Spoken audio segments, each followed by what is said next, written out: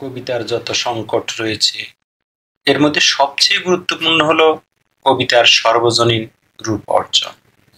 কিন্তু এই কথা সত্য যে কবিতা কখনোই সর্বজনীন হতে পারে না, হয়ও না। এ কথা বলা অসঙ্গত হবে না। জ্ঞান বিজ্ঞান, ইতিহাস চর্চা, গবেষণার মতো সাহিত্য কখনো সর্বজনীন নয়, কবিতা তো নয়ই। বিষয়টি প্রকৃতপক্ষে বিশেষ শ্রেণীর জন্য রচিত। সাহিত্য বিশেষ শ্রেণীর ব্যক্তি বা ব্যক্তিবর্গ রচনা করেন। পৃথিবীতে সর্বজনীন বলে আসলে কি কিছু আছে?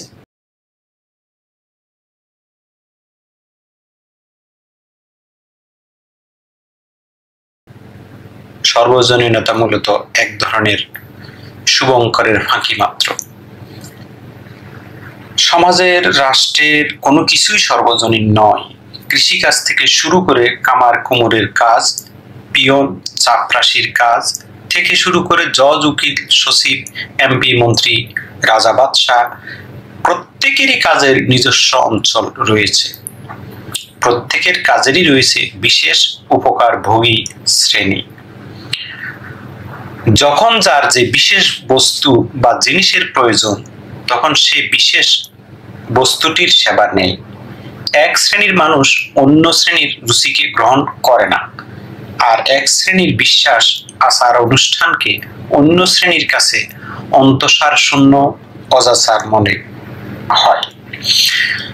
তবে কখনো কখনো দায়ে পড়ে কিংবা বাধ্য হয়ে ক্ষমতাবানদের কোনো কোনো রীতি বা নিয়ম মেনে চলে, অথবা মনে মনে না মানলেও চুপ থাকে, প্রতিবাদ করে না।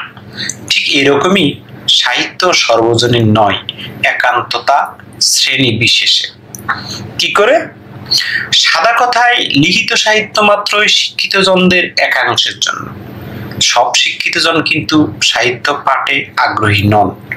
যারা আনন্দ লাভের জন্য বাইজি নাচ দেখার সুযোগ পান কিংবা নিছক যৌন সম্ভোগকে আনন্দ লাভের উপকরণ হিসেবে গ্রহণ করেন, তারা কখনোই সাহিত্যের রসাস্বাদনে আগ্রহী হন না। এছাড়া যারা সমাজের উচ্চবিত্ত, রাষ্ট্র পরিচালনা থেকে শুরু করে দেশের প্রধান প্রধান শিল্প কারখানার মালিক, পরিচালক, তারা সাহিত্য পাঠে যেটুকু সময় ব্যয় হবে সেই সময়কে অপচয় হিসেবে ধরে নেন। তাদের সামনে গল্প, কবিতা, প্রবন্ধের বইয়ের চেয়ে হিসাবের খতিয়ান অনেক বেশি প্রিয়। তাদের যদি পড়ার একান্ত প্রয়োজন হয়, তাহলে তারা খবরের কাগজের রাজনৈতিক খবর, বাণিজ্যিক খবর, দেশের আইন শৃঙ্খলা পরিস্থিতির খবরটুকু ধোঁয়া ওঠা চায়ের কাপে চুমুক দিতে দিতেই পড়ে নেন। এর বাইরে ছাপার অক্ষরে কিছু পাঠের সময় কিংবা রুচি কিংবা প্রয়োজন আদৌ তাদের হয় না। এতে গেল উচ্চ বিত্ত ব্যবসায়ীদের প্রসঙ্গ। এবার নিম্ন শ্রেণীর কথা বলা যাক।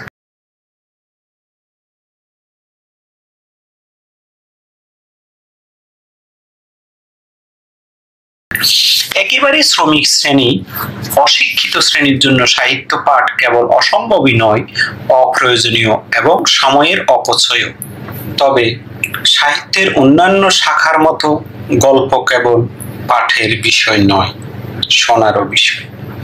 একদা বাড়ির বারান্দা উঠোনে বসে বাড়ির বয়োবৃদ্ধ বৃদ্ধারা সবাইকে গল্প শোনাতেন।